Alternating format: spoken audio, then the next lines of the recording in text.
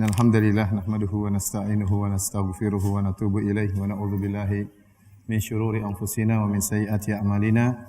May yahdihillahu fala mudilla lahu wa may yudlil fala hadiyalah. Wa asyhadu an la ilaha illallah wahdahu la syarika lahu wa asyhadu anna Muhammadan abduhu wa rasuluhu la nabiyya ba'dah. Ya ayyuhalladzina amanu taqullaha haqqa tuqatih wa la tamutunna illa wa antum muslimun. Fa inna asdaqal hadithi kitabullah wa khairal huda huda Muhammadin sallallahu alaihi wasallam. Syarrul umuri muhdatsatuha wa kullu muhdatsatin bid'ah wa kullu bid'atin dhalalah wa kullu dhalalatin finnar. Hadirin dan hadirat yang dirahmati oleh Allah Subhanahu wa taala, pada siang hari ini insyaallah kita akan membahas tentang salah satu dari perkara yang termasuk dari rukun al-iman bil yaumil akhir, yaitu tentang sirat, tentang jalan atau jembatan yang dibentangkan di atas permukaan neraka jahanam. Pembahasan tentang al-iman bil yaumil akhir, tentang beriman kepada hari akhirat, termasuk perkara yang sangat penting, ya, mengingat dengan iman kepada hari akhirat inilah seorang sangat mudah termotivasi untuk beramal soleh, untuk menjauhkan dirinya dari perbuatan maksiat. Tidaklah seseorang malas beribadah dan tidaklah seorang berani bermaksiat kecuali karena lemahnya imannya terhadap hari akhirat. Karenanya Allah Subhanahu wa taala berfirman dalam Al-Qur'an, "Wailul lil mutaffifin alladzina idza iktalu 'alan nasi yastawfun wa idza kaluhum aw wazanuhum yukhsirun ala yadhunnu ulaika annahum mab'utsun li yaumin 'adzim yauma yaqumun nasu lirabbil alamin." Kata Allah, celaka bagi orang-orang yang melakukan tatfif, yaitu mengurangi kadar timbangan, ya. Yaitu orang-orang tatkala mereka membeli barang, mereka maunya barang mereka dipenuhi, takaran mereka dipenuhi. Tetapi tatkala mereka menjual barang, maka mereka kurangi takarannya. Kata Allah, "Ala yadhunnu ulaika annahum mab'utsun." Tidakkah mereka sadar bahwasanya mereka akan dibangkitkan di yaumin azim, di hari yang sangat dahsyat, yauma yaqumun nasu lirabbil alamin. Hari di mana manusia akan berdiri menanti kedatangan Allah Subhanahu wa taala. Jadi ini dalil bahwasanya kalau orang kurang beriman kepada hari akhirat, dia berani bermaksiat, dia berani mengurangi takaran timbangan. Meskipun takar yang dikurangi cuma sedikit, ya. Dia tidak kurangi banyak-banyak. Kalau dikurangi banyak-banyak ketahuan, dia kurangi sedikit agar orang tidak tahu. Tapi Allah Maha tahu. Kalau dia tahu bahwasanya dia akan dibangkitkan, akan diminta pertanggungjawaban, maka dia tidak akan berani melakukan demikian. Jadi saya ulangi lagi, seorang malas beribadah atau seorang berani bermaksiat tidak lain kecuali karena lemahnya imannya terhadap hari akhirat. Maka pada kesempatan hari ini kita akan bahas tentang salah satu rangkaian dari peristiwa-peristiwa besar dalam peristiwa-peristiwa hari kiamat, yaitu adalah sirat, suatu jembatan yang akan dilewati oleh setiap kita sebagai penentu apakah masuk surga ataukah masuk neraka. As-sirat dalam bahasa Arab berarti at-tariq, yaitu jalan. As-sirat artinya at-tariq, artinya jalan, ya. Ini hukum asal dalam bahasa Arab, as-sirat artinya jalan. Tetapi as-sirat yang di sini yang dimaksud dalam bahasan kita adalah as-sirat khusus, itu jalan yang dikhususkan, diletakkan, dibentangkan di atas permukaan neraka jahanam. Oleh karenanya dalam riwayat yang lain disebut dengan al-jisr. Al-jisr artinya jembatan. Dia jalan sekaligus apa? Jembatan. Dalam satu hadis dari Abu Sa'id Al-Khudri radhiyallahu anhu, beliau berkata, "Qulna ya Rasulullah mal jisru?" Wahai Rasulullah, apa itu jembatan? Qala madhadatun mazallatun. Kata Nabi sallallahu alaihi wasallam, jembatan itu sirat, madhadah, mazallah. Madhadah artinya sangat mudah membuat miring, ya. Karena dah dalam bahasa Arab artinya miring, seperti perkataan dahdus syams, dahadatis syamsu idza zalat. Itu dikatakan dahdus syams, matahari tatkala dia miring dari tengah langit, yaitu tatkala masuk waktu salat zuhur. Ya, dia matahari bergerak sampai pada tengah langit, tatkala bergerak ke arah barat berarti disebut dengan dahdu, dia itu sudah miring ke arah barat, berarti sudah masuk waktu zuhur. Dan Nabi mensifati sirat tersebut, jembatan tersebut dengan madhadah, yaitu jembatannya sangat mudah membuat orang miring sehingga mudah terjatuh. Kemudian Nabi berkata mazallah. Mazallah artinya muzliqah, sangat licin, mudah juga membuat orang tergelincir sehingga jatuh dalam neraka jahanam. Hadirin dan hadirat yang dirahmati Allah Subhanahu wa taala, maka as-sirat bisa dikatakan sirat, bisa dikatakan juga al-jisr, jalan atau jembatan, dan dia adalah jalan yang terletak di atas permukaan neraka Jahannam. Dan setiap kita pasti akan melewatinya. Allah sebutkan dalam Al-Qur'an tentang sirat dalam surat Maryam ayat 71, kata Allah Subhanahu wa taala, "Wa in minkum illa wariduha kana 'ala rabbika hatman maqdiyya thumma nunajjil ladzina taqaw wa nadharu adh-dhalimina fiha jithiya." Kata Allah Subhanahu wa taala, dan setiap kalian pasti akan melewatinya, melewati neraka Jahannam. Di situ kembali kepada neraka Jahannam. Wa in minkum illa wariduha. Kalian pasti akan melewati neraka Jahannam, tapi melewatinya bukan masuk neraka Jahannam, tapi lewat di atas apa? Sirat. Kana 'ala rabbika hatman maqdiyya. Dan ini sudah keputusan Allah yang tidak bisa dielakkan lagi. Kata Allah, "Tsumma nunajjil ladzina taqaw." Kemudian kami akan menyelamatkan orang bertakwa. Wa nadharu adh-dhalimina fiha jithiya. Dan orang zalim akan dibiarkan masuk dalam neraka Jahannam. Ini Allah sebutkan sirat dalam surat Maryam. Demikian juga dalam dan ini berdasarkan tafsiran para salaf. Kata Ibnu Mas'ud radhiyallahu taala anhu, ya, tentang hal ini, yang dimaksud dengan melewati neraka Jahannam ay al-murur ala sirat, yaitu melewati jembatan. Ini tafsiran Ibnu Mas'ud, tafsiran Jabir bin Abdullah, tafsiran Al-Hasan dan selain mereka. Kemudian juga dalam ayat yang lain, tatkala Allah menyebutkan tentang cahaya yang akan menyinari sebagian orang-orang beriman tatkala hari kiamat, yaitu disinari, cahaya tersebut muncul tatkala mereka hendak melewati sirat.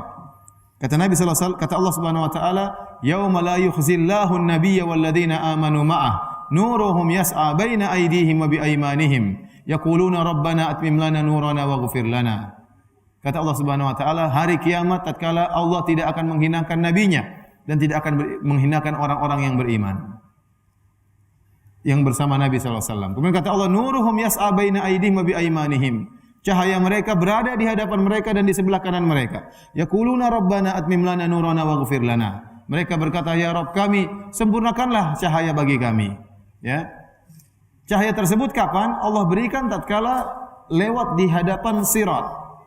Karena sirat, kalau kita tidak ada cahaya di depan kita, salah jalan, kemudian salah nginjak, akhirnya terjerumus dalam neraka Jahannam. Saat itu Allah tidak menghinakan nabi dan orang-orang beriman.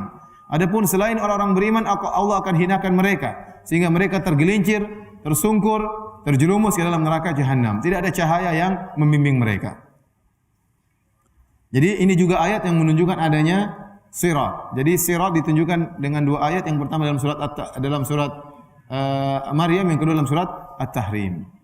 Hadirin dan hadirat yang dirahmati oleh Allah Subhanahu wa taala, as-sirat adalah jembatan yang diletakkan ala matni Jahannam, di atas permukaan neraka Jahannam.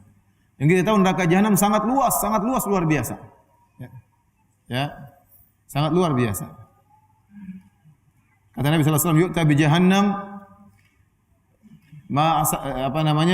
didatangkan neraka Jahannam ma'asabiina zimam, ya. Dengan 70.000 sabi'ina alfa zimam, dengan 70.000 tali ditarikkan, ya. Ditarik dengan 70.000 tali untuk menarik neraka Jahannam. Likulli zimam sab'una malakan yajurrunaha. Dan setiap tali ditarik oleh 70.000 malaikat untuk menarik neraka Jahannam tersebut, dihadirkan. Waji'a bi Jahannam. Waji'a yauma idzin bi Jahannam. Hari tersebut didatangkan neraka Jahannam. Di antara dalil yang menunjukkan, ya, neraka Jahannam sangat luas dan sangat dalam, ya, yaitu Nabi pernah mendengar suara seperti suara batu jatuh, ya. Ya, seingat saya Nabi mengatakan ini jatuh sejak 70 tahun yang lalu, ya, menuju ke dasar neraka Jahannam. Berarti sangat dalam. Kemudian luasnya pun sangat luas. Disebutkan dalam hadis-hadis bahwasanya matahari dan rembulan dilemparkan juga dalam neraka Jahannam. Kenapa? Sebagai pelajaran bagi orang-orang yang di dunia menyembah matahari dan rembulan, bahwasanya sembahan mereka juga dalam neraka Jahannam, ya. Luas, matahari saja masuk dalam neraka Jahannam. Kemudian rembulan juga masuk dalam neraka Jahannam. Belum lagi Allah sebutkan, Nabi sebutkan, ada orang-orang kafir yang di neraka Jahannam Allah besarkan tubuh mereka agar mereka bisa disiksa lebih detail, agar sel-sel mereka seluruhnya bisa terbakar. Sampai disebutkan seorang penghuni neraka Jahannam ada yang giginya sebesar gunung Uhud, ya. Ini menunjukkan neraka Jahannam sangat luas dan sangat dalam. Dan kalau kita tahu neraka Jahannam sangat luas, Sementara sirat dibentangkan di atas permukaan neraka jahanam, berarti jembatan tersebut juga sangat panjang. Jembatan tersebut juga sangat panjang. Dalam Sahihain, dalam Sahih Bukhari dan Sahih Muslim, dari hadis Abu Hurairah radhiyallahu taala anhu, beliau berkata, yudrabus sirat, bahwasanya Nabi SAW bersabda, yudrabus siratu baina dhahrai jahannam. Sungguhnya sirat dibentangkan oleh Allah di atas permukaan neraka jahanam. Fa akunu ana wa ummati awwala man yujizuha. Maka aku dan umatku yang pertama kali melewati sirat tersebut, yang berhasil melewati sirat tersebut. Ini dalil bahwasanya setiap umat akan melewati sirat. Tetapi umat yang pertama melewati sirat adalah Nabi SAW dan umatnya. Kemudian kata Rasulullah SAW, wala yatakallamu yawma idzin illa rusul. Tidak seorang pun yang berani berbicara pada hari tersebut kecuali para rasul. Kenapa? Kondisi sangat mengerikan. Tidak ada yang berani berbicara. Semua terdiam. Hari sangat dahsyat. Hari penentuan antara surga atau neraka. Tidak ada yang berani berbicara. Hanya yang berbicara cuma para rasul, para utusan Allah. Apa pembicaraan mereka? Kata Nabi SAW, wa da'war rusuli yauma idzin Allahumma sallim sallim. Para rasul berdoa pada hari tersebut. Doa mereka berkata, ya Allah selamatkanlah, selamatkanlah. Masing-masing Nabi berdoa. Mereka mendoakan umat-umat mereka agar selamat bisa lewat dari sirat tersebut. Mereka berdoa. Namun apakah seluruh, dan ini bentuk syafaat. Ini syafaat Nabi kepada umatnya agar bisa lewat dari sirat tersebut. Namun apakah semua umatnya bisa lewat? Jawabannya tidak. Tidak semuanya meraih syafaat Nabi SAW. Tidak semuanya bisa lolos dari sirat tersebut. Maka kata Nabi SAW, wa fi jahannama kalalibu mithlu syauqis sa'dan. Dan ternyata di neraka jahanam ada kalalib, yaitu besi-besi yang tajam ujungnya, yang bengkok ujungnya, jamak dari kalub. Kalub itu besi yang ujungnya bengkok tajam untuk nyantolin sesuatu kalau ingin dibakar. Orang misalnya nyantol daging kemudian dipanggang, nyantol sesuatu dipanggang, itu namanya kalub. Besi tersebut tajam. Kata Nabi SAW, mislu syauqis sa'dan, seperti durinya pohon sa'dan. Antum pernah lihat pohon sa'dan? Ya? Pernah lihat atau belum? Saya juga belum pernah, sama. Tapi ini fotonya seperti ini. Sudah lihat? Hah? Sudah. Jadi tajam-tajam seperti apa ya? Lihat belum? Udah. Namanya syauqus sa'dan, ya. Seperti duri dari pohon sa'dan, tajam-tajam. Tetapi bedanya, apa kata Nabi sallallahu alaihi wasallam? Hal ra'aitumus sa'dan? Pernahkah kalian melihat pohon sa'dan atau buah sa'dan? Qalu na'am ya Rasulullah, ya kami pernah lihat. Kata Nabi sallallahu alaihi wasallam, fa innaha mithlu syauqis sa'dan. Sungguhnya duri atau besi-besi kalalib yang berada di sirat tersebut di neraka jahanam, ya itu seperti duri sa'dan. Ghairu annahu la yu'lamu ma qadru idhamiha illallah. Hanya saja tidak ada yang mengetahui ukuran besarnya kecuali hanya Allah Subhanahu wa taala. Yang tahu bentuknya saja sama, tapi ini dari duri, kalau itu dari besi. Dan ukurannya sangat besar, tidak ada yang mengetahui besarnya kecuali Allah Subhanahu wa taala. Takhtafun nasa bi a'malihim. Duri tersebut atau besi tersebut tugasnya apa? Mencabik-cabik manusia berdasarkan amalan mereka. Jadi besi tersebut keluar dari neraka jahanam. Orang yang lewat ada besi kanan kiri siap mencabik-cabik. Yang lewat akan dicabik kemudian dimasukkan dalam neraka jahanam. Faminhumul mu'minu baqiya bi amalihi. Ada di antara mereka yang beriman akhirnya dia dengan amalnya dia bisa lewat. Dalam riwayat yang lain, yaqiya bi amalihi. Ada seorang mukmin yang dia bisa mencegah, ya, menghalangi dari besi-besi tersebut dengan amalnya. Jadi dia lewat sirat, itu besi nyabik-nyabik tapi enggak kena. Kenapa? Dihalangi oleh amal solehnya. Dihalangi oleh amal solehnya. Awil mubaqu bi amalihi awil mawthuqu bi amalihi. Dan ada yang binasa karena amalannya. Amalannya buruk, maka terkena sayatan atau cantolan besi tersebut, akhirnya dimasukkan dalam neraka jahanam. Wa minhumul mukhardal. Dan di antara mereka ada yang terbelah-belah badan mereka. Al-mukhardal itu dicincang-cincang. Tercincang-cincang oleh besi tersebut. Awil mujaza. Atau diberi hukuman oleh Allah Subhanahu wa taala. Nanti akan kita jelaskan apa maksudnya. Baik, hadirin dan hadirat yang dirahmati oleh Allah Subhanahu wa taala. Inilah di antara tadi Nabi sebutkan tentang sifat-sifat orang yang lewat. Ada yang orang mukmin, dia lewat sementara besi menyambar-nyambar namun tidak kena dia karena dia dijaga oleh amalnya. Ada yang tersayat-sayat oleh besi tersebut, ada yang tercincang-cincang oleh besi tersebut. Inilah model manusia di atas sirat tadi. Kita lanjutkan. Adapun sifat-sifat sirat tersebut, di antaranya dalam hadis Abu Sa'id Al-Khudri atau dari Abu Sa'id Al-Khudri, beliau berkata tentang sirat, dia berkata innahu adaqqu minasy'ari wa ahaddu minasayf. Bahwasanya sirat itu lebih tipis daripada rambut dan lebih tajam daripada pedang. Lebih tipis daripada rambut dan lebih tajam daripada pedang. Oleh karenanya untuk melewati sirat tersebut sangatlah sulit. Makanya para anbiya mereka berdoa, Allahumma sallim sallim, ya Allah selamatkanlah, ya Allah selamatkanlah. Karena ini ujian terakhir sebelum masuk surga. Sudah dilewati perkara-perkara sebelumnya di padang mahsyar, kemudian setelah itu dihisab, kemudian yaumul mizan, ya. Setelah itu semua terakhir baru lewat apa? Sirat. Maka dia penuntut terakhir antara masuk surga atau masuk neraka. Dan ujian sangat berat bagaimana melewati jembatan yang sangat tajam, yang sangat tipis sementara jaraknya sangat begitu jauh. Dan orang-orang melewati sirat berdasarkan amal soleh mereka. Semakin amal soleh mereka tinggi, semakin mudah bagi mereka untuk melewati sirat. Dalam Sahih Bukhari dan Sahih Muslim, dari Abu Sa'id Al-Khudri radhiyallahu anhu, beliau berkata, qala Rasulullah sallallahu alaihi wasallam, Rasulullah SAW bersabda, al-mu'minu kat-tarfi. Ada orang beriman yang melewati sirat seperti tarf, seperti hanya mengedipkan mata. Mengedipkan mata langsung dia sudah sampai ke pintu surga. Ada orang mukmin amalnya luar biasa, sehingga tatkala melewati sirat seperti mengedipkan mata.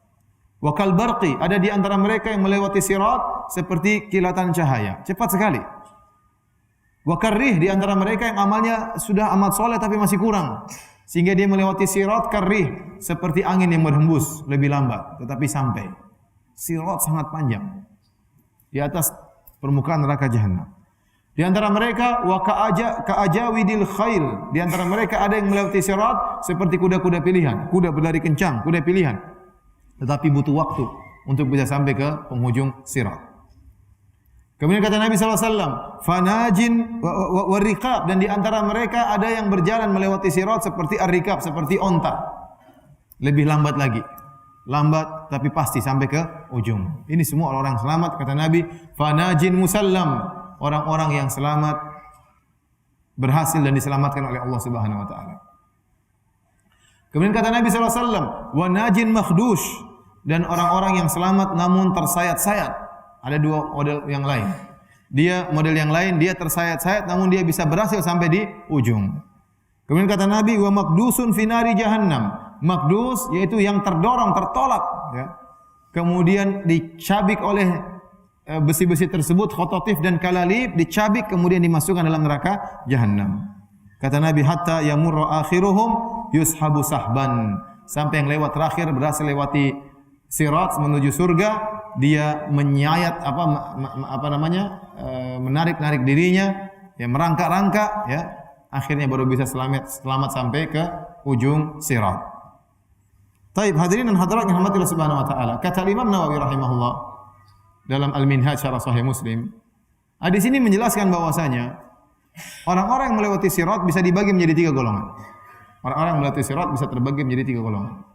Yang pertama, najin musallam, yaitu yang berhasil selamat, diselamatkan oleh Allah Subhanahu wa taala.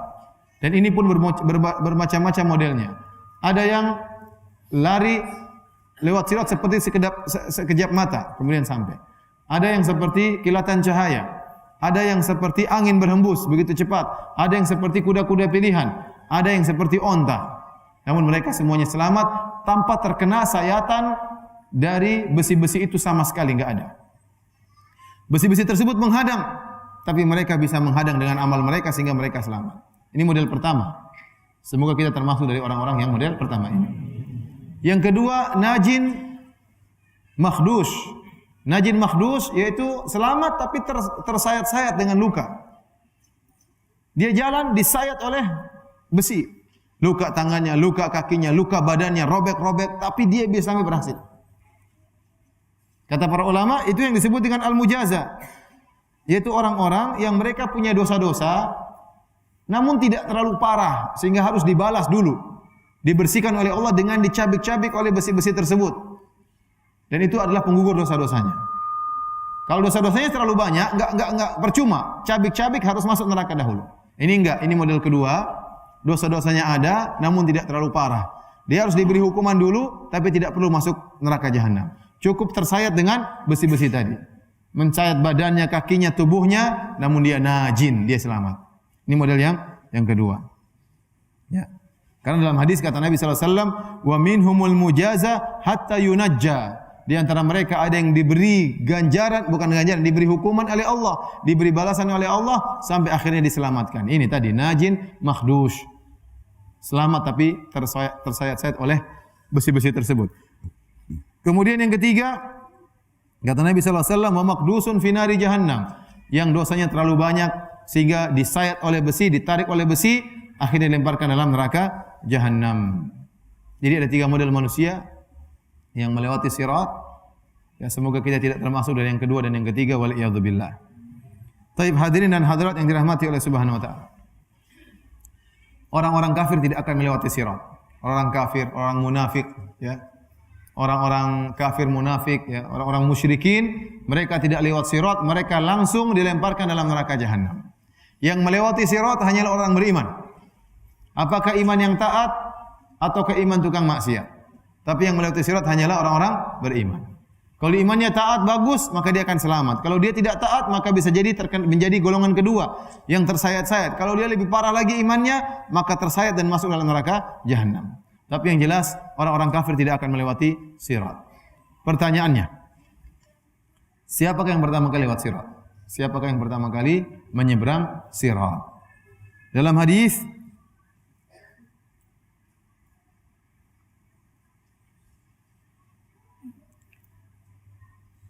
Rasulullah SAW menjelaskan orang yang pertama kali berhasil menyeberang sirat adalah fuqara'ul muhajirin. Orang-orang fakir di kalangan kaum muhajirin. Orang fakir. Dan demikianlah orang-orang fakir, mereka yang dahulu diselamatkan. Yang pertama kali nyeberang sirat, orang-orang fakir muhajirin. Yang pertama kali masuk surga, orang-orang fakir dari umat Muhammad SAW. Yang pertama kali minum dari telaga Nabi, juga orang-orang fakir dari kaum muhajirin. Kenapa? Karena mereka lebih utama untuk terlebih dahulu merasakan kenikmatan. Waktu di dunia mereka tidak pernah merasakan kenikmatan. Orang-orang soleh yang kaya, tunggu dulu, belakangan. Tidak langsung bisa melewati sirat, tidak bisa langsung minum dari telaga, tidak bisa langsung masuk surga. Harus ngantri dulu.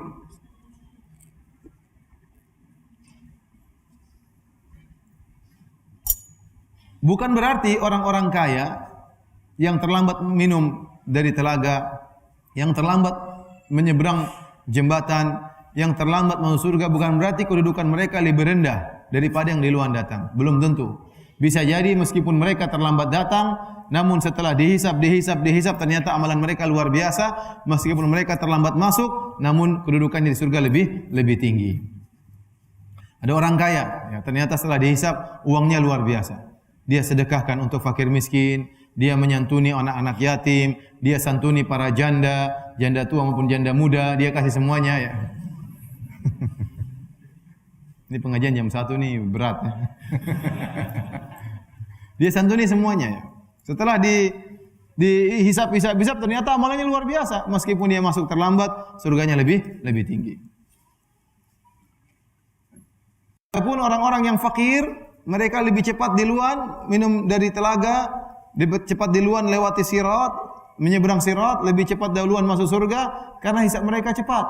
Hisab mereka cepat. Aset mereka sedikit. Aset mereka sedikit. Saya kemarin ceramah di Bondowoso, ya. Saya ceramah tentang telaga Nabi sallallahu alaihi wasallam. Saya sebutkan ini bahwasanya orang-orang fakir terlebih dahulu minum dari telaga. Kenapa di antaranya? Karena hisab mereka sedikit. Beda saja antara HP modern dengan HP jadul. Kalau HP zaman sekarang, Masya Allah, lihat. Ada Facebooknya, ada Twitternya, ada Google-nya, ada Instagram-nya, ada apanya lagi? Masing-masing itu hisapnya panjang. Instagram sendiri hisapnya panjang. Twitter sendiri hisapnya apa? Panjang. Facebook sendiri hisapnya apa? Panjang. Google sendiri hisapnya apa? Panjang. WhatsApp juga hisapnya panjang. Emang komentar-komentar nggak dihisap? Hisap semuanya. Hisapnya panjang. Sementara orang yang HP-nya jadul, nggak ada isinya. Jadul paling apa? Nggak ada internetnya. Cuma daftar nomor telepon sama daftar utang. Ya. Saya bisa lama tersebut. Kemudian kita makan-makan di Bondowoso, ada ikhwan yang punya restoran. Maka terus ada satu bilang, Ustadz, yang Ustadz bilang tadi benar. Apa? Lihat Ustadz, HP saya HP jadul. Cuma ada daftar nama sama daftar utang katanya. Padahal saya bercanda, tapi bilang benar Ustadz, nih daftar utangnya, ini daftar namanya. Benar, ini ada orang seperti itu ternyata. Jadi ya, mereka hisapnya cepat. Orang kaya hisapnya panjang.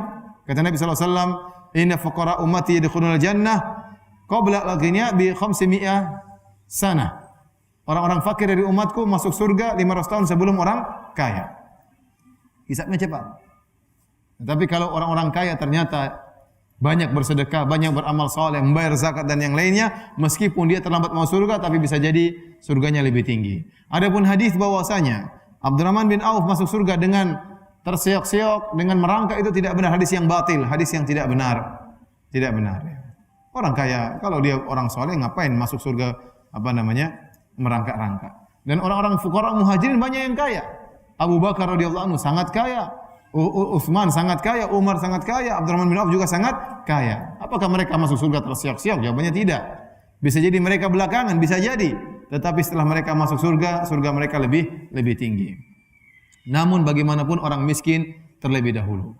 Kenapa? Kata Ibnu Taimiyah rahimahullahu taala, orang miskin yang lebih utama untuk pertama kali merasakan kenikmatan. Kenapa di dunia mereka tidak pernah merasakan kenikmatan? Makanya Nabi SAW tatkala menyebutkan tentang orang-orang pertama minum dari telaga Nabi. Kata Nabi SAW, awwalun nasi wurudan alaihi asyu'athu ru'usan ad-dunusu thiyaban. Orang yang pertama kali minum dari telaga Nabi SAW, yaitu yang semrawut rambut mereka, yang kotor baju mereka. La yankihunal mutana'imat, tidak pernah menikah dengan wanita-wanita yang keren-keren, yang kaya-kaya, enggak pernah. Wala yufta alaihim abwabu sudat, dan tidak pernah dibukakan pintu-pintu bagi mereka. Dan mereka meninggal dalam kondisi dada mereka masih berkeinginan sesuatu namun tidak bisa terkabulkan. Nabi sebutkan fuqara al-muhajirin, orang fakir muhajirin yang pertama kali minum dari telaga, dan mereka juga yang pertama kali lewat sirat. Ya, sifat mereka di antaranya asyu'athu ru'usan. Rambut mereka semrawut, tidak sempat untuk disisir, penuh dengan debu. Padahal dalam Islam kalau orang punya rambut hendaknya dimuliakan. Namun dia tidak sempat mengurusi rambutnya. Nabi SAW sendiri saja menyisir rambutnya. Bahkan Nabi sedang iktikaf disisir oleh istrinya. Namun mereka ini sangat miskin, tidak sempat mengurusi rambutnya. Tidak sempat mengurusi rambutnya. Kemudian baju mereka kotor, bukan mereka orangnya komproh, tidak, memang tidak ada waktu untuk mengurusi baju mereka dengan baju yang sangat terbatas. Tidak ada bajunya. Ya, sebagaimana orang-orang yang tinggal di Ashabus Suffah. Suffah itu letaknya di belakang masjid, dibuat atap di atasnya dan orang-orang tinggal di bawahnya, bukan dalam masjid, di belakang masjid. Sehingga terkadang terbuka kanan kirinya, sehingga debu masuk, baju mereka cepat kotor, rambut mereka cepat kotor, tidak sempat untuk mengurusi rambut apalagi baju. Apalagi baju mereka terbatas. Kita kalau baca sejarah orang-orang terdahulu, baju mereka terbatas. Ada yang baju cuma satu, ada yang sarung cuma satu. Lihat Mus'ab bin Umair radhiyallahu taala anhu tatkala meninggal, tidak ada baju yang digunakan untuk mengkafankannya. Bajunya ada enggak cukup. In ghattayna ra'sahu badat rijlahu. Kata para sahabat, kalau kami tutup kepalanya, kakinya kelihatan. Kalau kami tutup kakinya, kepalanya kelihatan. Maka Nabi mengatakan tutup kepalanya dan letakkan pohon atau daun-daun idkhir di bagian kakinya. Untuk mengkafankan Mus'ab bin Umair saja tidak ada bajunya. Saking miskinnya. Kemudian juga kisah seorang wanita yang dia menghadiahkan dirinya kepada Nabi SAW. Dia datang, kemudian dia menyerahkan dirinya. Wahabat nafsah lin Nabi. Dia tawarkan dirinya untuk dinikahi oleh Nabi SAW. Kemudian Nabi lihat ke atas, Nabi lihat ke bawah. Rupanya Nabi tidak ingin menikahinya. Tapi Nabi diam juga. Mau diusir bagaimana, mau ditolak bagaimana. Nabi diam aja. Karena Nabi diam terus, wanita ini juga diam-diam saja. Akhirnya ada sahabat yang nyeletuk, "Ya Rasulullah, kalau Anda tidak berminat, buat saya aja." Kata Nabi, silakan. Akhirnya Nabi nikahkan lelaki tersebut dengan wanita tadi. Kata Nabi, mana maharnya? Kamu punya mahar apa? Saya punya sarung. Ya udah kasihkan. Tapi kalau sarung ini saya kasihkan sama dia, saya tidak punya sarung. Saya tidak bisa pakai sarung. Subhanallah. Dia punya sarung cuma satu. Cuma baju cuma apa? Satu. Ada orang seperti itu. Itu di zaman para sahabat miskin. Sekarang kita Masya Allah ya, baju 30, 40, berbagai macam warna, berbagai macam model ya. Baju kaos, baju kemeja, lengan panjang ya, Masya Allah. Berbagai macam. Dahulu sampai adunusu thiyaban, pakaian mereka kotor. Kenapa tidak ada baju untuk diganti? Tidak sempat untuk dicuci. Kemudian kata Nabi di antara sifat mereka, la yankihunal mutanaimat. Mereka tidak pernah menikah dengan wanita-wanita yang keren-keren. Mereka miskin-miskin, kalau ngelamar cewek ditolak. Kalau ngelamar cewek yang cantik ditolak. Ngelamar cewek yang dari terpandang nasabnya ditolak. Selalu ditolak. Ada yang bilang enggak? Gue banget itu selalu ditolak. Lalu ditolak. Ya kenapa? Karena siapa yang mau nikahkan calon mantu kayak begini modelnya? Ngelamar bawa motor, ya ditolak lah. Ngelamar pakai mobil. Sekarang bukan zamannya apa cinta buta lagi. Sekarang orang tidak buta, bisa dibedakan antara motor dengan mobil ya. Jadi dia ngelamar ditolak terus. Kemudian kata Nabi, la yuftah alaihim abwaabus sudat. Kalau ketuk pintu tidak ada yang bukain, enggak ada yang ingin menjamu orang ini. Miskin ngapain dijamu? Orang kaya, pejabat terpandang dijamu dengan baik. Mereka ini meninggal dalam kondisi masih banyak keinginan tidak terkabulkan. Mereka ini yang pertama kali minum dari telaga Nabi sallallahu alaihi wasallam. Kenapa kata Ibnu Taimiyah rahimahullah, mereka lebih utama untuk segera merasakan kenikmatan sebelum orang-orang kaya. Banyak orang kaya lebih soleh dari mereka, tapi nanti dulu. Ini mereka yang dahuluan. Mereka ini juga yang pertama kali untuk melewati apa? Sirat, orang-orang miskin. Dan mereka ini pula lah yang pertama kali akan masuk apa? Surga, untuk segera merasakan kenikmatan. Orang kaya belakangan aja jadi masalah. Di dunia sudah sering enak, sudah sering senang, banyak aset, banyak anak, banyak rumah, banyak mobil, banyak motor, banyak istri, banyak macam.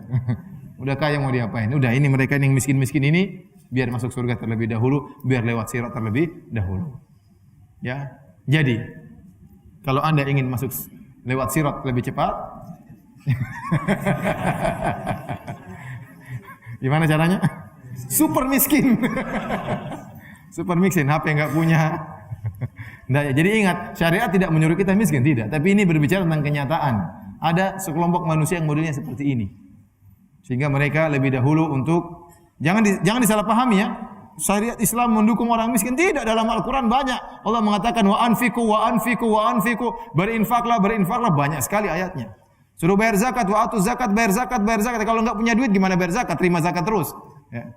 Jadi ayat untuk suruh kaya, suruh berinfak banyak sekali. Tapi kita berbicara kenyataan, memang ada orang-orang yang seperti itu. Uang mereka sedikit, harta mereka sedikit, pakaian mereka terbatas, rambut mereka semerawut. Terpaksa mereka seperti itu karena tidak ada waktu untuk mengurus diri mereka. Dan mereka yang pertama kali akan minum dari telaga Nabi sallallahu alaihi wasallam, mereka yang pertama kali akan melewati sirat, dan mereka yang pertama kali akan masuk dalam surga Allah Subhanahu wa taala. Hadirin dan hadirat yang dirahmati oleh Allah Subhanahu wa taala. Di sana ada orang-orang ahlul bid'ah yang mereka menolak sirat. Mereka menolak sirat. Mereka tidak beriman dengan adanya sirat. Di antara mereka adalah Al-Mu'tazilah dan Al-Khawarij. Al-Mu'tazilah dan Al-Khawarij.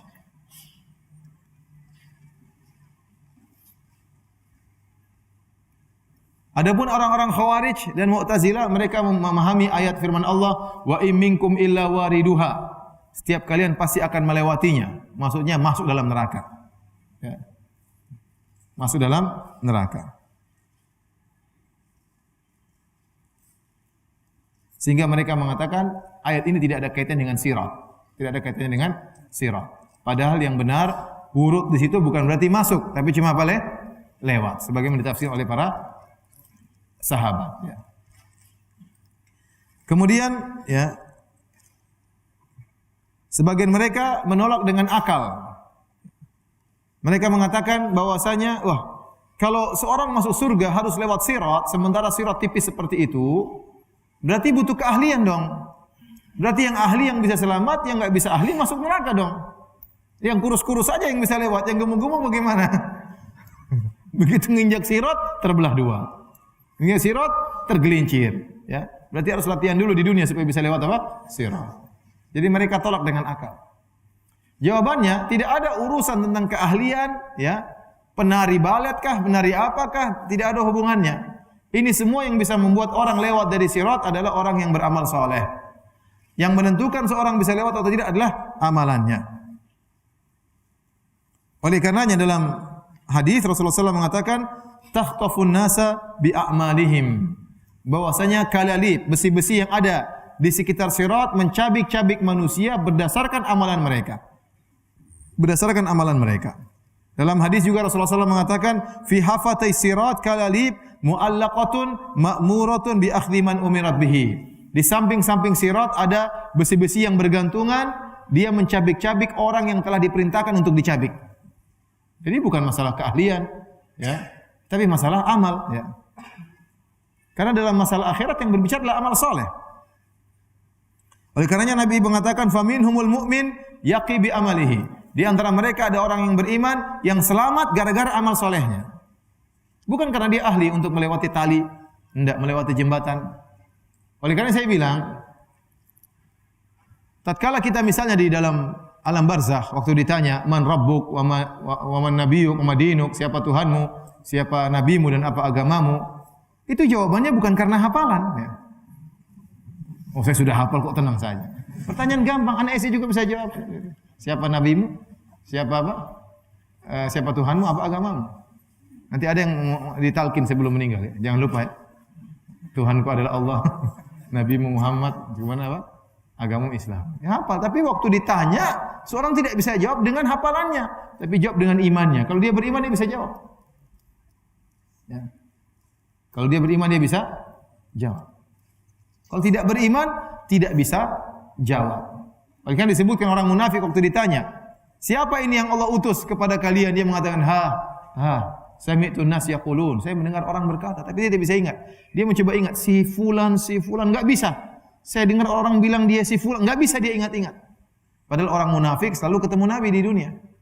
Salat jamaah bersama Nabi, dengar ceramahnya Nabi. Orang munafik kan ketemu Nabi. Berperang juga sama Nabi, tapi munafik.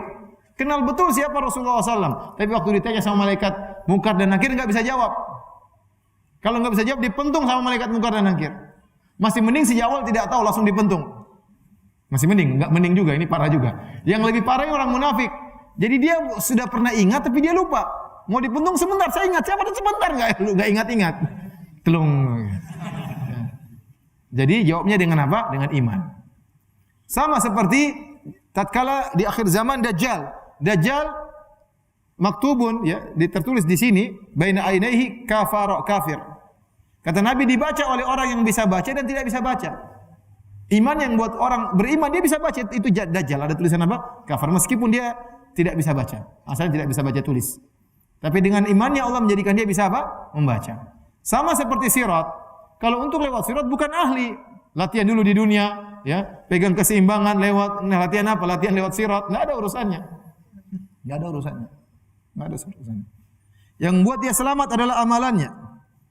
Makanya amal yang buat dia bisa berjalan.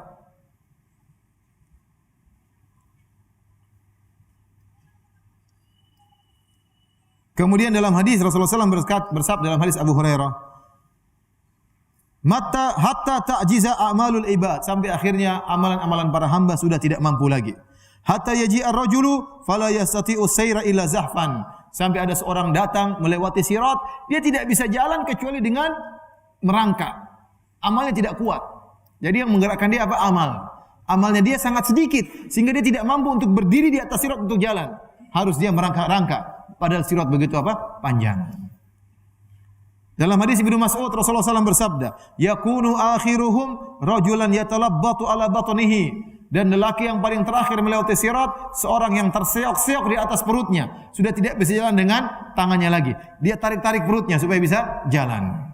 Yaqulu, kemudian dia berkata, ya Rabbi lima abta'ta bi. Ya Rabbku, kenapa kau menjadikan aku lama untuk berjalan? Kata Nabi, kata Allah Subhanahu wa taala, innama abta'a bika amaluka. Yang buat kau lambat adalah amalanmu. Jadi bukan masalah keahlian untuk lewat sirat, amalan yang menentukan. Dari sini para hadirin dan hadirat, saya ingatkan, Tidak ada perkara yang paling bisa menyelamatkan kita seperti amal soleh. Benar, mungkin ada orang beri syafaat kepada Anda, mungkin orang tua bisa beri syafaat, mungkin ustaz bisa beri syafaat, mungkin anak bisa beri syafaat, ya. Orang-orang soleh bisa beri syafaat, tapi itu perkara kedua. Yang pertama, amalan Anda benar atau tidak? Karena tidak boleh orang memberi syafaat kecuali dengan izin Allah Subhanahu wa taala. Ya. Wa kam min malakin fis samawati la tughni syafa'atum syai'an illa min ba'di ayyadzana Allahu liman yasha'u wa yarda. Kata Allah, betapa banyak malaikat di langit, percuma syafaat mereka, kata Allah, tidak bermanfaat kecuali setelah diizinkan oleh Allah dan kepada orang yang Allah ridhoi. Jadi dia beri syafaat harus minta izin dulu. Yang kedua, syafaat tersebut harus kepada orang yang Allah ridhoi. Kalau Allah tidak ridhoi, tidak bisa. Apa kata Rasulullah sallallahu alaihi wasallam kepada bibinya Sofia? Ya Sofiyatu ammatu Rasulillah sallallahu alaihi wasallam. La ugni anki minallahi syai'a. Anki di nafsak.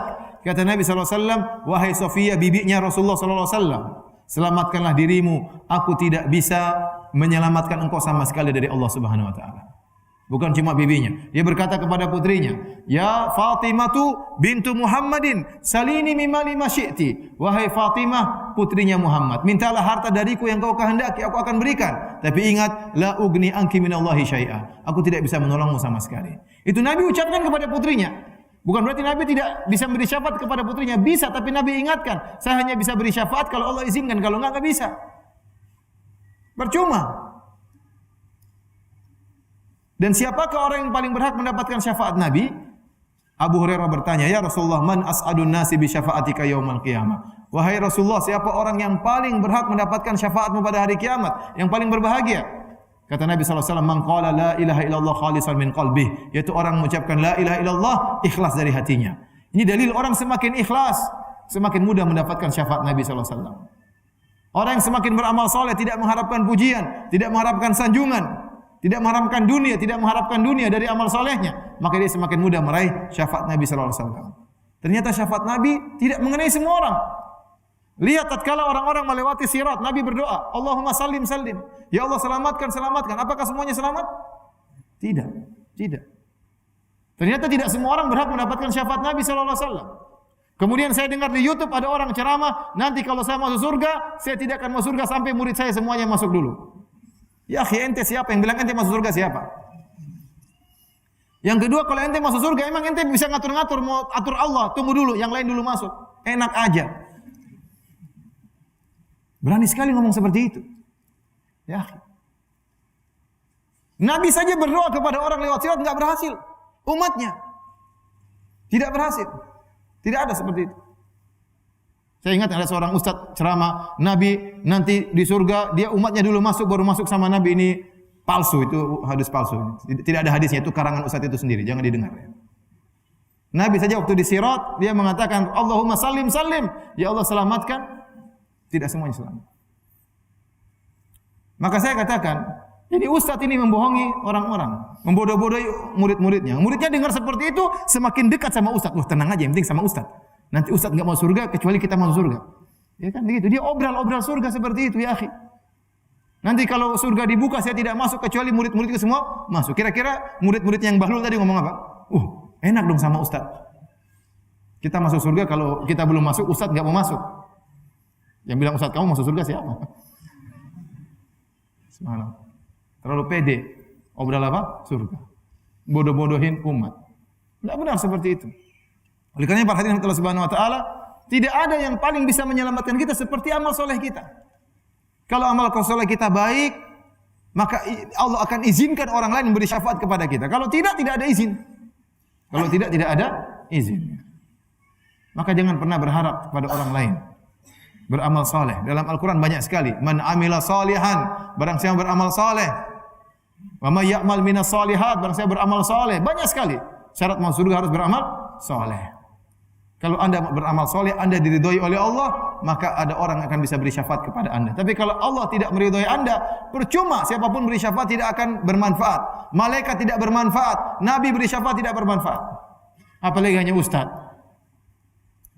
Ustaz yang enggak jelas ya. Oleh karena para hadirin Allah Subhanahu wa taala, yang membuat seorang bisa berjalan di atas sirat adalah amal solehnya. Amal solehnya. Dalam hadis dari Ibnu Mas'ud radhiyallahu taala anhu, Nabi bersabda, "Yajma'ullahu an-nasa yaumal qiyamah." Allah mengumpulkan manusia pada hari kiamat. Sampai Nabi bercerita tentang masalah sirat. Kata Rasulullah SAW, "Faminhum man yu'ta nuruhu mithlal jabali baina yadayhi." Di antara mereka ada yang diberikan cahaya di depannya seperti gunung, sehingga cahayanya besar dan dia bisa lewat. Dia lihat siratnya, dia lihat. Mudah, dia jalan dengan cepat. Kenapa? Ada cahaya di depan dia seperti gunung. Wa minhum man yu'ta nuruhu fawqa dzalik, dan di antara mereka ada yang cahayanya lebih besar lagi daripada gunung. Luar biasa, dengan mudah dia lewat. Wa minhum man yu'ta nuruhu mithlan nakhlati bi yaminihi. Di antara mereka ada yang dikasih cahayanya cuma seukuran pohon korma, tidak besar cahayanya, dan itu pun sebelah kanan dia, bukan di depan. Wa minhum man yu'ta duna dzalika bi yaminihi. Dan di antara mereka ada yang diberikan cahaya lebih kecil lagi di sebelah kanannya. Hatta yakuna akhiru man yu'ta nuruhu fi ibhami qadamihi. Dan orang yang paling terakhir diberi cahaya oleh Allah cuma seukuran di jempol kakinya. Cuma cahaya sedikit. Yudhi'u marratan wa yudfa'u marratan wa yudfa'u ukhra. Terkadang lampunya nyala, terkadang lampunya redup. Idza adha'a qaddama. Kalau lampunya nyala, maka dia jalan ke depan. Dia langkahkan kakinya. Qaddama qadamahu wa idza atfa'a qama. Kalau ternyata lampunya mati, dia diam, tidak berani jalan. Orang ini lama sekali baru bisa sampai ke mana? Ke penghujung. Kenapa? Tunggu lampunya nyala. Ini semua mempengaruhi tentang besarnya cahaya, tentang cepatnya seorang melewati sirat, semuanya berkaitan dengan amal saleh seseorang. Semuanya berkaitan dengan amal saleh seseorang.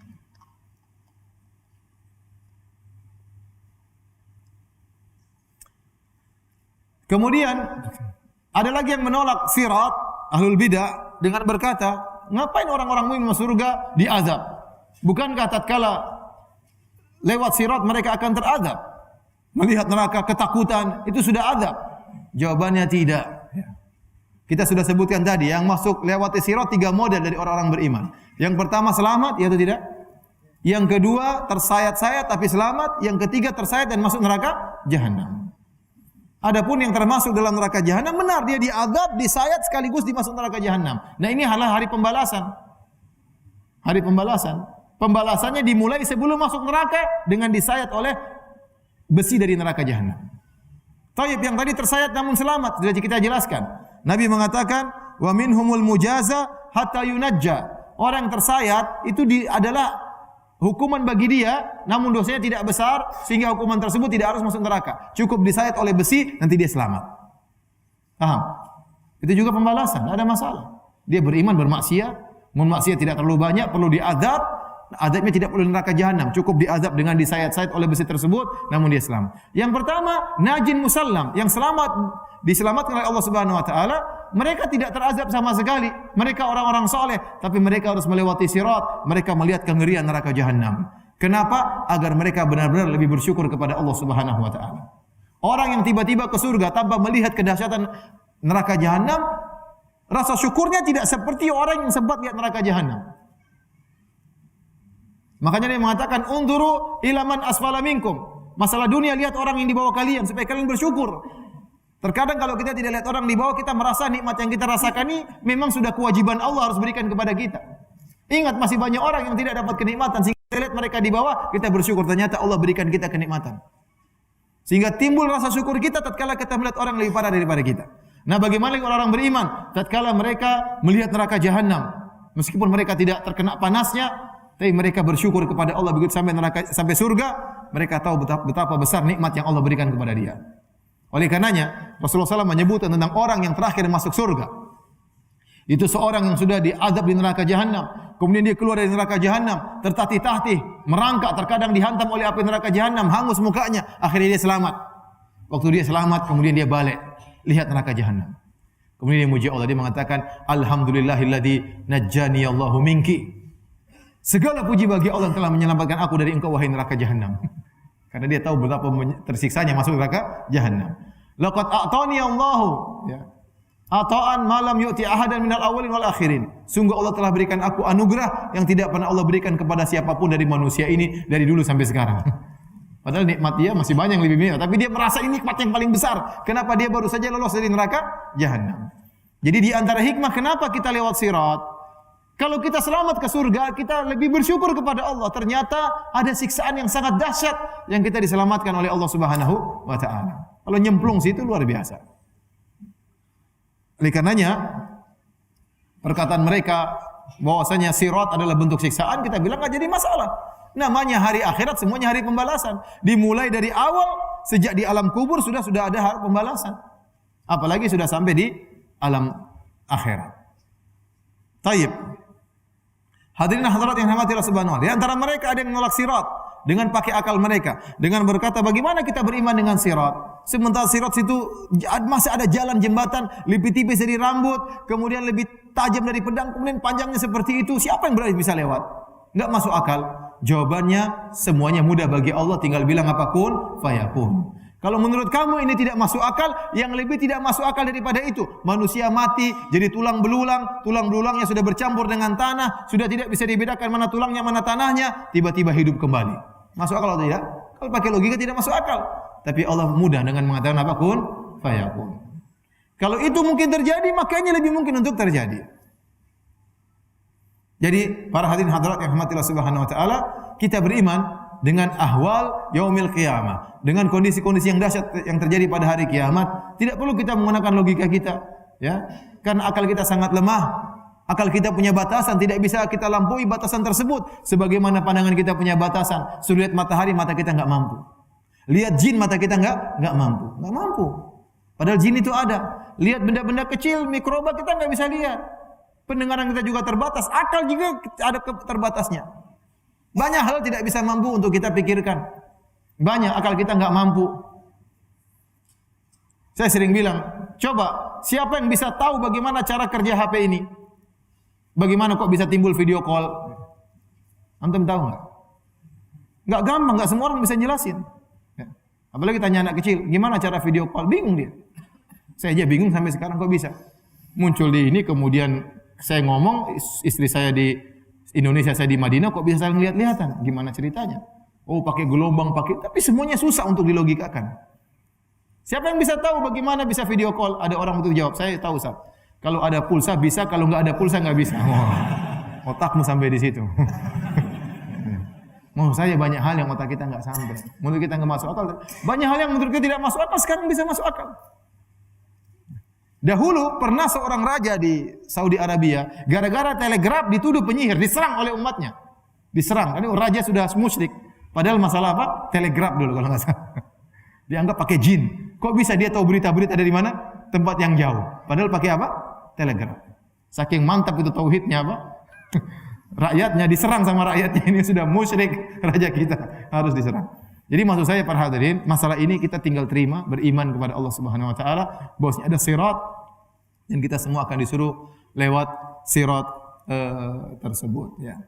Semoga Allah Subhanahu wa taala bisa memudahkan kita lewat sirat, ya, dan masukkan kita dalam surganya, ya. Dan terakhir saya ingatkan, kemampuan kita, ketegaran kita untuk melewati sirat bergantung dengan ketegaran kita tatkala menjalani siratal mustaqim di atas muka bumi ini. Sekarang kita berada di atas siratal mustaqim. Apakah kita tegar berjalan di atas Al-Quran dan Sunnah? Itulah siratal mustaqim. Kalau kita tegar di dunia, maka kita akan tegar tatkala melewati sirat di akhirat. Kalau kita tidak tegar di dunia, kita tidak akan tegar tatkala di akhirat. Demikian saja. Kalau ada yang bertanya, saya persilahkan. Wallahu ta'ala alam bisawab.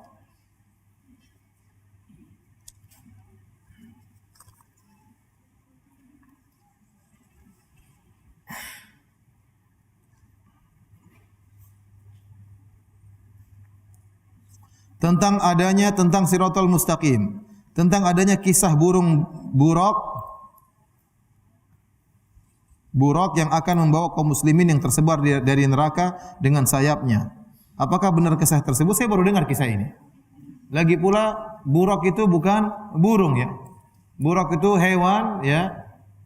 Dia lebih besar daripada himar, tapi lebih kecil daripada begal, ya.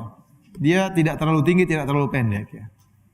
Tapi dia bukan burung, dia hewan, ya. Hewan tapi bukan burung. Tapi ada kisah burung buraq kemudian ngambilin orang-orang di neraka. Saya enggak pernah dengar apa? Hadisnya. Coba tanya yang bilang hadis ini riwayat siapa, ya? Jangan-jangan hadis riwayat orang Indonesia, ya. Apakah ruh atau jasad yang akan melewati sirat? Ruh dan jasad. Kita dibangkitkan ruh dan jasad ya ikhwan. Ruh dan jasad dibangkitkan. Jasad dikembalikan lagi. Ya, kata Nabi SAW, semua bagian tubuh manusia akan sirna kecuali ajabu dzam, kecuali tulang ekor yang tersisa. Nanti Allah turunkan hujan, kemudian tumbuhlah manusia dari tulang ekor yang sangat kecil tersebut, tumbuhlah, maka kemudian jadi ruhnya dan jasadnya kembali. Itulah yang akan merasakan di padang mahsyar, di hari kiamat, ya, sampai di surga atau di neraka. Para ulama bagi kehidupan, fase kehidupan. Kalau di dunia yang dominan adalah jasad, namun ruh terikut. Kalau jasad seorang sakit, terkadang ruhnya juga ikut sakit. Kalau di alam barzakh yang menjadi dominan adalah ruh, jasad terkadang ikut. Di alam akhirat setelah kita dibangkitkan, maka ruh dan jasad sama-sama dominan. Jadi yang merasakan nikmatlah ruh dan jasad, yang merasakan siksaan juga ruh dan jasad. Yang melewati sirat juga ruh dan jasad. Apakah jasad seperti jasad kita di dunia? Jawabannya tentu tidak. Kalau jasad di dunia, kemudian di bawah terik matahari, satu hari sudah mati. Ya. Ini di bawah terik matahari ya, sampai ribuan tahun. Ya. Bahkan mataharinya dalam jarak 1 mil. Jadi kita dibangkitkan dengan jasad, tapi jasadnya dimodifikasi.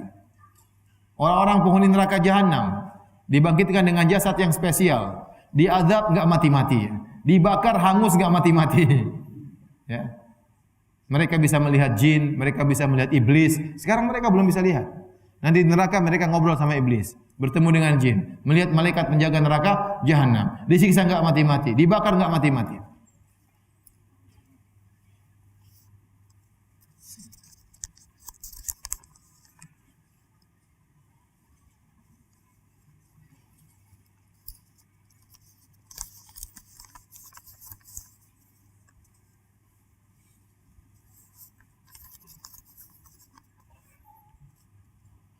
Apakah kita akan mengenali satu sama lain pada saat kita akan melewati sirat? Saya enggak tahu ya. Apa ketemuan? Saya enggak tahu. Terus kalau kenal juga mau ngapain? Suruh nunggu. Dia juga stres, sedang bingung ya. Enggak tahu ya. Saya tidak tahu kenal atau tidak. Tapi kalau saling mengenal di surga antara penghuni surga, penghuni neraka, iya benar saling mengenal di padang mahsyar saling mengenal iya. Makanya Nabi mengatakan yauma yafirul mar'u min akhi, ada seorang lari dari saudaranya. Dia kenal saudaranya tidak mau ketemu, lari dia.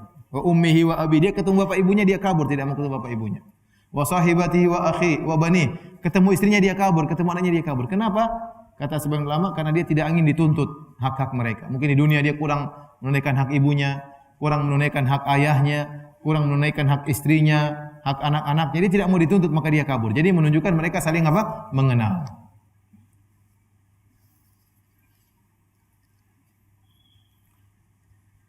Saya lupa dalam hadis yang lain disebutkan setelah orang-orang lewat sirat, maka mereka yuhbasun, mereka dikumpulkan dalam jembatan yang lain.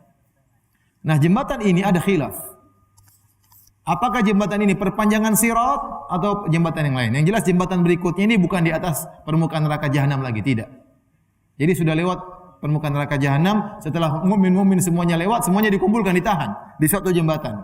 Untuk apa? Untuk dikisos kalau masih ada dongkol-dongkolan di antara mereka, masih ada hasad-hasadan di antara mereka, masih ada jengkel-jengkelan, dendam-dendaman, dibersihkan hati-hati mereka. Wa naza'na ma fi sudurihim min ghillin ikhwanan ala sururin mutaqabilin. Kami hapuskan kedengkian, kedongkolan dari hati-hati mereka.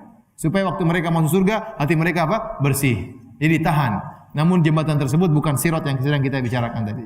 Sirat yang kita bicarakan tadi di atas permukaan neraka jahanam. Ini sudah lolos, tinggal masuk. Sebelum masuk surga dikumpulin dulu oleh Allah, disuruh kisos.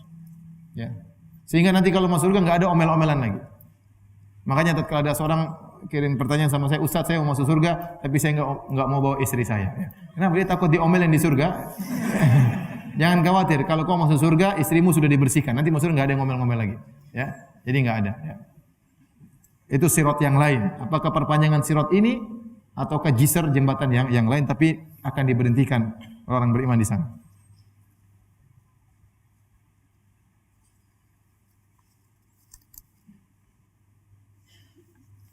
Ustaz, kaum Khawarij, Mu'tazilah, apakah tinggal sejarah? Apakah di antara kita masih ada orang-orang Khawarij, masih ada orang-orang Mu'tazilah. Orang-orang Khawarij disebut oleh para ulama contohnya ISIS. Mudah mengkafirkan orang kaum muslimin, mudah membunuh kaum muslimin. Kaum muslimin diperangi, orang kafir penyembah berhala tidak diperangi. Itu ciri orang Khawarij. Ya. Mu'tazilah masih banyak. Ya.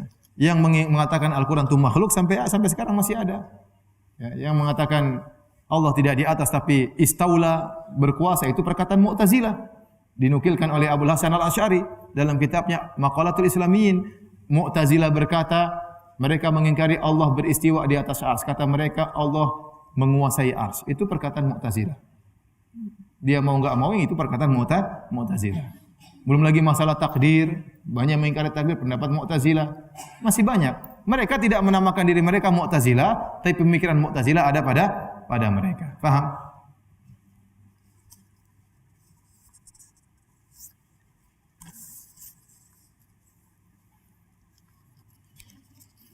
Allah memberikan cahaya pada saat melewati sirat. Berarti sirat gelap ya Ustaz? Iya, sirat gelap. Zahir hadis seperti itu.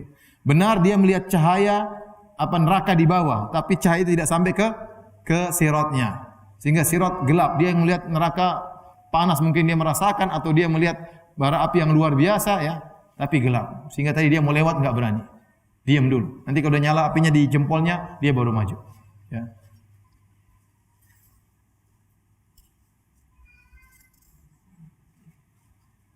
Tadi kan Ustaz bilang orang yang selamat tersayat-sayat itu dosanya tidak besar. Dosa seperti apa itu Ustaz? Maksudnya dosanya tidak harus membuat dia masuk apa? Neraka jahanam. Dia berdosa tapi tidak terlalu parah. Kalau dia parah harus mampur dulu neraka jahanam. Ini tidak, cukup dibalas dengan disayat-sayat oleh besi-besi tersebut. Ustaz, bagaimana agar kita bersabar menghadapi kelakuan anak yang kadang buat kita marah? Kalau cuma kadang-kadang buat marah ya sabar aja. Cuma kadang-kadang aja kok enggak apa-apa. Anak-anak yang begitu ya.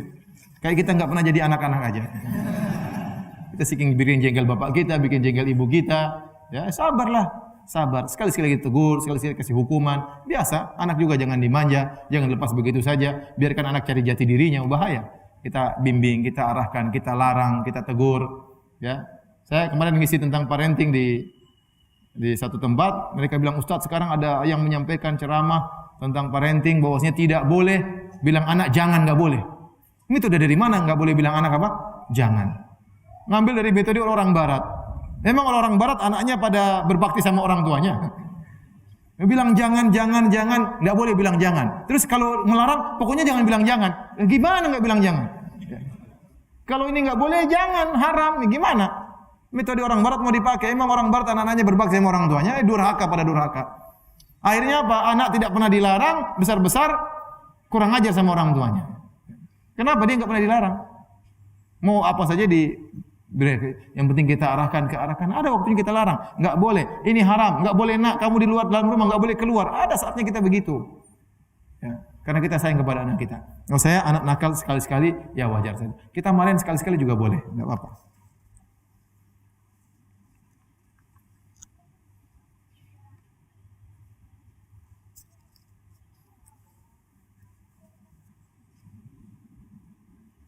Apakah seorang hamba yang tercabik-cabik melewati sirat tapi selamat, apakah akan kembali menjadi semula? Iya, akan kembali menjadi semula. Masuk surga tercabik-cabik apa manfaatnya? Akan kembali semula.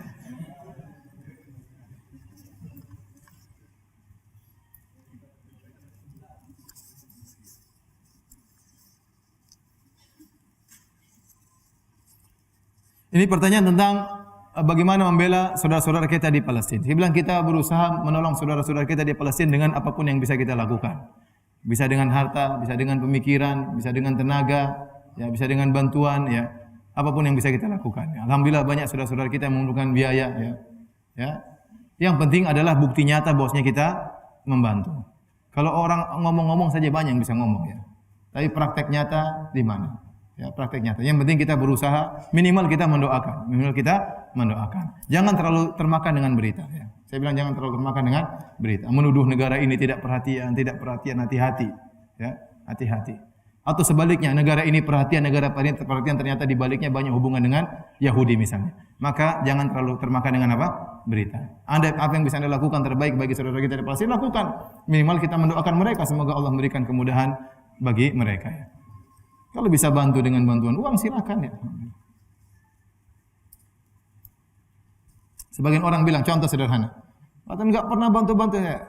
Waktu Radio Rojak ngumpulin berapa puluh miliar untuk Palestina. Yang bilang-bilang itu tukang celah-celah sudah ngumpulin berapa? Sederhana maksud saya, terkadang enggak perlu kita bicara banyak ya. Yang penting ada benar-benar kita ingin membantu dan membantu dengan berbagai macam cara. Tidak mesti orang ikut cara kita, tidak mesti kita ikut cara dia, masing-masing punya cara untuk membantu saudara-saudara kita di Palestina. Ustadz, apakah setelah dihisap dan lebih berat sebelah kanan masih ada kemungkinan jatuh ke neraka? Jawabannya tidak. Kalau sudah dihisap ternyata amal solehnya lebih banyak, ya, maka harusnya dia masuk apa? Surga. Kata Allah, faman thaqulat mawazinuhu fahuwa fi 'isyatir radiyah. Barang siapa yang timbangan kebaikannya lebih berat, maka dia akan masuk apa? Surga. Baik, demikian saja kajian kita pada kesempatan siang hari ini ya. Semoga bermanfaat ya. Kita kafaratul majelis subhanakallahumma bihamdik asyhadu an la ilaha illa anta astaghfiruka wa atubu ilaik. Assalamualaikum warahmatullahi wabarakatuh.